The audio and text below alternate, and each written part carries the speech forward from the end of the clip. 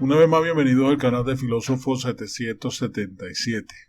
Vamos a hablar de Duque. Se ha convertido en el protector del Táchira. El Táchira se convirtió en trompeta y puño alzado contra el socialismo del siglo XXI. Su verdadero protector hasta la fecha ha sido el presidente colombiano Iván Duque. Recordemos que en agosto del 2015 a los colombianos Nicolás Maduro y su mafia de Miraflores los echaron de Venezuela como si fueran ratas. Nos echaron como perros del Táchira, decía un colombiano. En ese momento, periodistas de Univisión describían el evento como un éxodo obligado, jamás visto ni en Colombia ni en Venezuela. Miles de familias fueron expulsadas sin misericordia de sus hogares, de sus sueños, de sus afectos, sus casas destruidas en medio de un bombardeo de señalamientos y con misiles de injusticia. Juan Manuel Santos, presidente en aquel entonces, no quiso defender a los compatriotas colombianos. Dice, hemos pagado la impunidad frente a esa canallada con la impotencia de ver hoy en día también expulsados a los mismos venezolanos. Hay mucho que reclamarle a Santos en lo político y en lo judicial frente a sus acciones y a las repercusiones en degradación de la realidad venezolana. En lo político, desde el espaldarazo a Chávez, declarándolo su nuevo mejor amigo en el 2010, cuando el pueblo venezolano ya había acumulado demasiados oprobios del comandante eterno, por lo que se habría esperado que como miembro de una familia insignia del periodismo pudiera tomar distancia por el cierre de Radio Caracas Televisión en el 2007, y ni eso hizo. En lo judicial claramente hay un lugar para que Santos responda por el infame secuestro de Loren Salí en septiembre del 2014, a pocos días de su llegada de su segunda posesión presidencial y a las violaciones de derechos humanos que sufría de ahí en adelante. La necesidad de Santos de congraciarse con la mafia dictatorial venezolana en su segundo periodo para que se le facilitaran las negociaciones con la FARC lo hizo cómplice. Con semejantes precedentes, con razón se toma tanta confianza a Nicolás Maduro para masacrar en el 2015 la cotidianidad de miles de colombianos que vivían en el Táchira, marcando con ese su primer nivel de destierro a suerte de que habrían de seguir los millones de venezolanos. Lo que Colombia con Santos no hizo por Táchira lo terminó padeciendo el norte de Santander, el resto del país y finalmente todo el continente. Venezuela se perdió en una gran parte, cuando los colombianos en el Táchira se quedaron sin defensor, cuando el Táchira se quedó sin respaldo.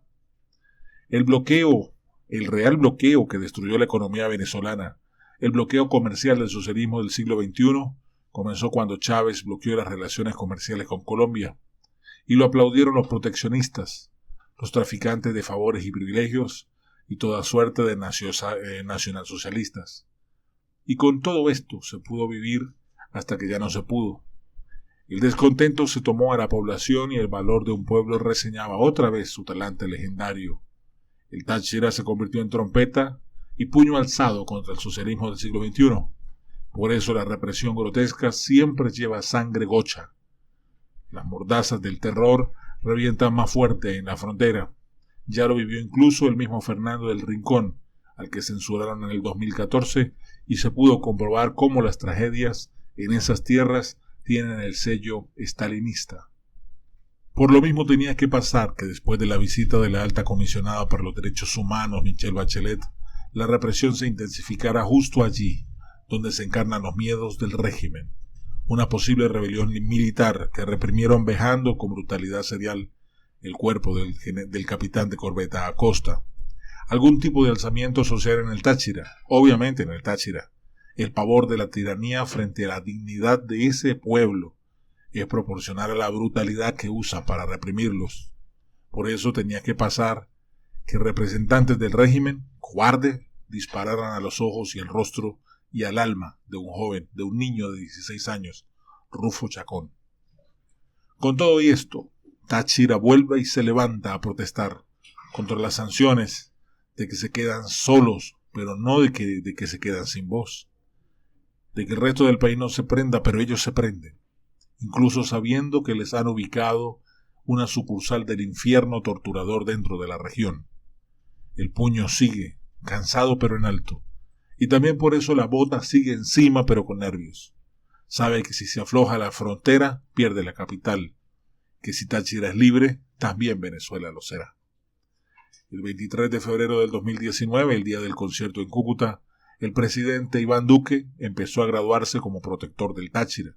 Y uno de verdad, no como el rufián chimbo de Freddy Bernal, que tiene un cargo de Gestapo, que necesitaron inventarse para lidiar el odio profundo que se siente contra Maduro y el resto de la mafia de Miraflores.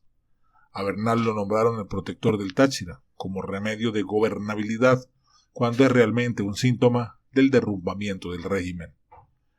A diferencia de Bernal, Duque ha empezado a restaurar la protección de la frontera. Comenzó al propiciar que se enfocaran los ojos internacionales alrededor del punto fronterizo. Y es claro, la libertad, cuando entre, entrará por la frontera con Cúcuta. Sin embargo, el mandatario lo hizo con la responsabilidad de tener que proteger los dos lados, los dos pueblos. Si nosotros no lo reprimimos con gases, más atrás están los colectivos que trajeron de Caracas para chorrearlos a bala.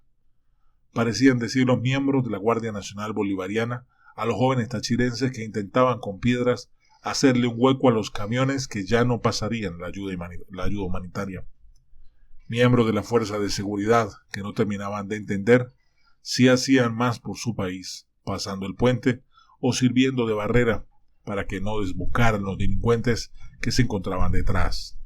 Nunca hay que olvidar que la bruja Iris Varela y sus secuaces fueron la desesperada amenaza irregular de última hora que tuvo que valorar Duque para evitar que esa región se inundara de sangre, lágrimas y desesperanza en medio de tanta emoción por el posible cambio.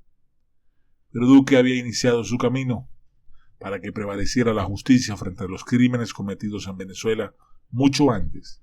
Ya casi se van a cumplir 2 años de la demanda que lideró como senador ante la Corte Penal Internacional, una línea sobre la que ha vuelto a insistir, ahora como jefe de Estado, a propósito del reciente informe de Bachelet.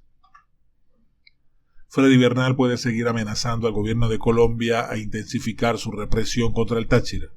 Sin embargo, ya no es Santos el que está gobernando en Colombia. La determinación de Duque por el castigo a Maduro es bastante evidente. Sus calanchines también están en la mira. Bernal cacarea de cobardía, pero seguro sería el primero en rendirse en caso de una confrontación militar directa, cual cobarde ha sido. Y Duque lo sabe todo el mundo en el Táchira. Bernal no se puede proteger ni a él mismo, y sino que le pregunten al paisa. Por el contrario, Duque proyecta más su sombra de influencia protectora sobre el otro lado de la frontera, como se proyecta el peso colombiano en cada transacción que ahora se realiza más allá de Cúcuta. Por eso incluso los criminales que huyen desde Colombia se internan en Venezuela como cucarachas ante la luz lejos de la frontera. El presidente Duque puede capturar por su cuenta a Maduro. Lo puede hacer por los crímenes contra los colombianos en la tierra, contra venezolanos en el Táchira o contra Colombia. Luego bastaría entregárselo a la Corte Penal Internacional por crímenes contra la humanidad. Mientras que inicia el juicio en La Haya, bien le puede hacer un juicio en Bogotá. Duque puede o no apelar al Tratado Interamericano de Asistencia Recíproca para tomar la iniciativa bélica. Lo que es cierto es que desde hace mucho el mandatario colombiano es quizás el primer jefe de Estado en ejercer con tanta contundencia frente al riesgo al que está expuesto la responsabilidad de proteger al pueblo de Venezuela. Finalizo diciendo: Táchira tiene un protector, que nadie lo dude, pero no solamente Táchira. Y ese personaje tiene nombre y se llama Iván Duque.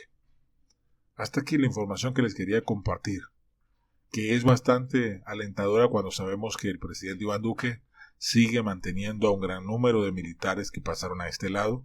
Iván Duque sí ha pagado las cuentas de los hoteles de los militares que no han corrido y sigue trayéndole alimentos y poniendo el dinero en el bolsillo de los que cruzaron. Todavía falta por ver qué pasa con los de Guaidó, que todavía el dinero no llega y todavía los tienen del tumbo al tambo en promesas. Y la plata brilla por su ausencia. Hasta aquí la información. Les habló como siempre su hermano y amigo filósofo 777. Un abrazo rompecostillas para todos. Mil bendiciones.